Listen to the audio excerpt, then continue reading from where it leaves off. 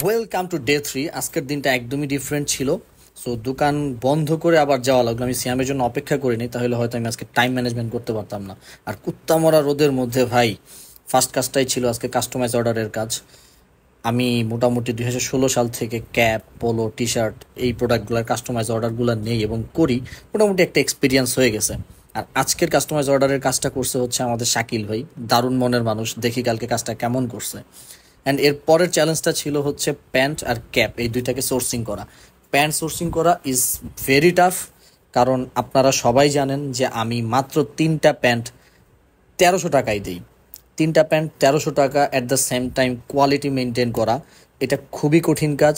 কারণ আপনারা যারা এক্সপোর্ট পড়েন তারা জানেন যে এক্সপোর্টের প্যান্টগুলা অনেক এক্সপেন্সিভ হয়, আর যেগুলো লো রেঞ্জের হয় ওগুলাতে আবার অনেক সময় টুকটাক কাজ থাকে। সো সব কিছু মিলায় আমি 3টা প্যান্ট 1300 টাকায় যখন দিতে যাই, আমাকে হিউজ একটা প্রেশার নিয়ে প্রোডাক্টটা সোর্সিং করতে হয় এবং বেছে বেছে একদম গুড কোয়ালিটির এই প্রোডাক্টটা আপনাদের সামনে দিতে হয়। আদারওয়াইজ কিন্তু আপনারা প্যান্টগুলো আমার থেকে নেবেন না। আর আমার দোকানের সব থেকে হিট অফারটাই হচ্ছে 3টা প্যান্ট 1300 টাকা, এবং এই অফারটার জন্যই মনে হয় আমি টিকে আছি। আর প্রোডাক্টগুলো আমি সবসময় বেস্ট কোয়ালিটি দেওয়ার ট্রাই করি, কজ আমি বিশ্বাস করি কাস্টমার যদি আজকে বেস্ট কোয়ালিটির প্রোডাক্ট আমার থেকে পায়, কালকে নিজে আসবে এবং ভাই ব্রাদারকে নিয়ে আসবে। আর আমার কাছে এটাই সব থেকে ইম্পর্ট্যান্ট যে কাস্টমার খুশি কিনা এবং সে তার ভাই ব্রাদারকে নিয়ে আসতেছে কিনা। আর এই প্যান্টগুলো দোকানে আনানোর পরে এটাকে ম্যানেজ করে আবার হচ্ছে সেলফে শোকেস করা, এটা আরও বেশি ডিফিকাল্ট। এই কাজটা আজকে সিয়াম করছে। সো আশা করি ভালো করছে। আমি এখনও দেখতে পারি নাই, কালকে যেয়ে দেখবো যে কি অবস্থা। আপনারা কালকে থেকে এই সিকে সহ যতগুলো গ্যাবার্ডিং প্যান্ট আছে ডিফারেন্ট ডিফারেন্ট কালারের সবগুলো পেয়ে যাবেন।